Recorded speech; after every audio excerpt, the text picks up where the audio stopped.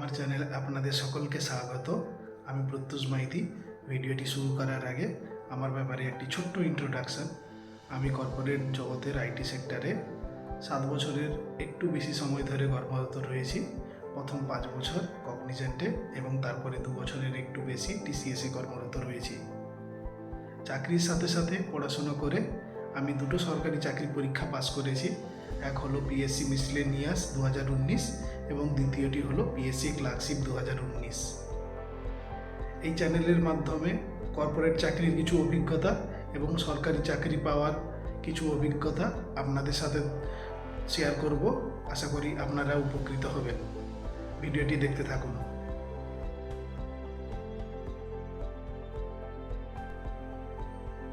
আজকের আলোচনার বিষয়বস্তু হলো সরকারি চাকরি প্রার্থীদের একটি প্ল্যান বির চিন্তা ভাবনা বা পরিকল্পনা। প্ল্যান বি কি? প্ল্যান বি হলো একটি পরিকল্পনা যা আমাদের পরবর্তীকালে সাহায্য করবে যদি আমরা কঠিন পরিশ্রম ও অধ্যবসায়ের পর সরকারি চাকরি পরীক্ষায় সাফল্য না পাই।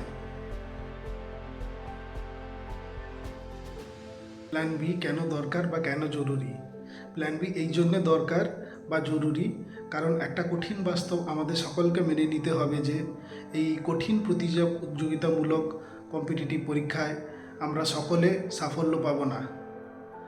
এখানে ব্যর্থ হওয়াটা খুব একটা অস্বাভাবিক নয়, কারণ খুবই অল্প এবং সীমিত সংখ্যক সিটের জন্য আমরা বহু ক্যান্ডিডেট লড়াই করছি। এর মধ্যে কিছুজন সাফল্য পাবে এবং বাকিরা কিন্তু ব্যর্থ হবে। যারা ব্যর্থ হবে তাদের জন্য প্ল্যান বিটা খুব কাজে লাগবে পরবর্তীকালে। আরেকটি কারণে প্ল্যান বি জরুরি। আমরা অনেকে হয়তো কোনো একটি সরকারি চাকরির পরীক্ষা পাস করব এবং দেখা যাবে হয়তো সেই পদটি আমাদের কাঙ্ক্ষিত পদ নয়।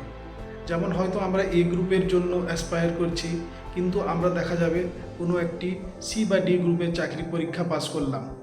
চাকরি করতে করতে দেখা যেতেই পারে যে আমরা হয়তো জীবনে এর থেকে ভালো কিছু করতে পারবো। তখন যদি একটি প্ল্যান বি আগে থেকে পরিকল্পনা করা থাকে, তখন আমরা একটি বিকল্প চিন্তা ভাবনার কথা ভাবতে পারি এবং আমাদের পরবর্তী ক্যারিয়ারটি ওই জায়গায় এগিয়ে নিয়ে যেতে পারি।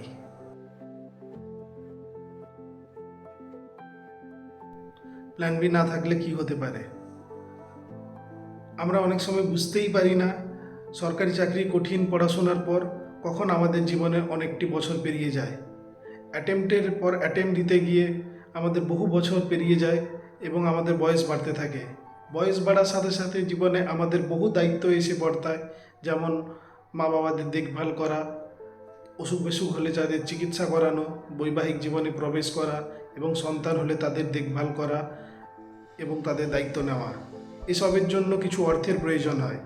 এর সাথে জীবনে আমাদের কিছু শখ আহ্লাদ থাকে, তা মেটানোর জন্যও কিছু অর্থের প্রয়োজন হয় এবং এই অর্থ জোগাড় করতে গেলে আমাদের একটি আয়ের উৎস বার করতে হবে বা আমাদের একটি চাকরি খুঁজতে হবে। দেখা যায় একটি ক্যান্ডিডেট যখন সে বহু বছর কঠিন পরিশ্রমের পর একটি সরকারি চাকরি না পায়, তখন সে কঠিন মানসিক যন্ত্রণার মধ্যে দিয়ে যায় এবং এই সময় একটি বিকল্প চাকরি খোঁজা তার পক্ষে খুব কঠিন হয়ে পড়ে যদি একটি প্ল্যান বি আগে থেকে ভাবা না থাকে। এবং যদি একটি প্ল্যান বি তার আগে থেকে পরিকল্পিত থাকে, তাহলে সে খুব সহজে একটি চাকরি জোগাড় করতে পারে এবং জীবনে চলার পথে যে অর্থের প্রয়োজন হবে তা সে সেই চাকরি বা একটি আয়ের উৎসের মধ্যে দিয়ে জোগাড় করতে পারে এবং তাকে জীবনে কঠিন পরিস্থিতির মধ্যে দিয়ে যেতে হবে না। রিসেন্টলি আমরা সকলে দেখেছি বহু এসএসসি চাকরি প্রার্থীদের সাথে কি হয়েছে। অনেকে কঠিন পড়াশোনার পরেও একটি সরকারি চাকরি জোগাড় করতে পারেনি এবং জীবনটি তাদের কাছে খুব কঠিন হয়ে পড়েছে। বয়স বাড়ার সাথে সাথে তাদের উপর জীবনের অনেক দায়িত্ব এসে পড়তেছে, কিন্তু তারা সেই দায়িত্ব সাফল্যের সাথে পালন করতে পারছে না এবং খুবই কঠিন পরিস্থিতির মধ্যে দিয়ে যেতে হচ্ছে তাদের। এই সব সমস্যার মধ্য দিয়ে যদি আমরা না যেতে চাই, তাহলে আমাদের একটি প্ল্যান বি জরুরি।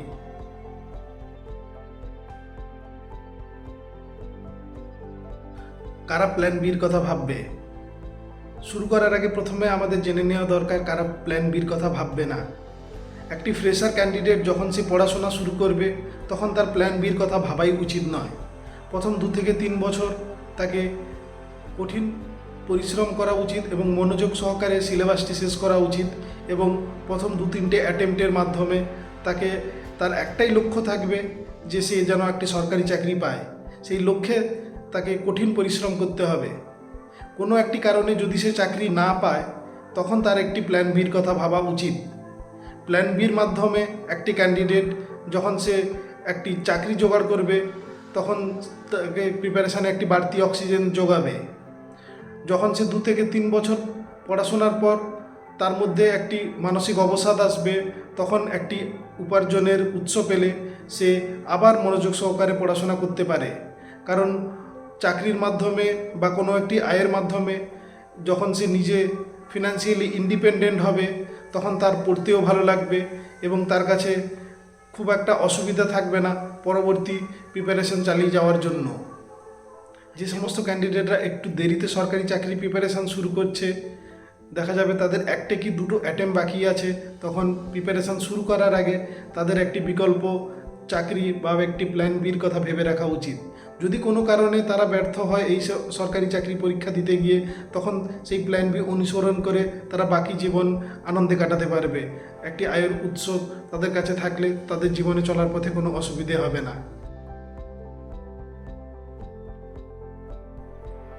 পরের ভিডিওতে আমি সরকারি চাকরি প্রার্থীদের জন্য কি কি প্ল্যান বি হতে পারে সে বিষয়ে একটি আলোচনা করব। ভিডিওটি যদি ভালো লেগে থাকে বন্ধুদের সাথে শেয়ার করবেন, ভিডিওটি লাইক করবেন এবং ভিডিওতে কমেন্ট করে জানাবেন ভিডিওটি কেমন লাগলো। চ্যানেলটি সাবস্ক্রাইব করতে ভুলবেন না কিন্তু। আর আপনারা সুস্থ থাকুন, ভালো থাকুন, মন দিয়ে পড়াশোনা করুন। Tata, bye bye.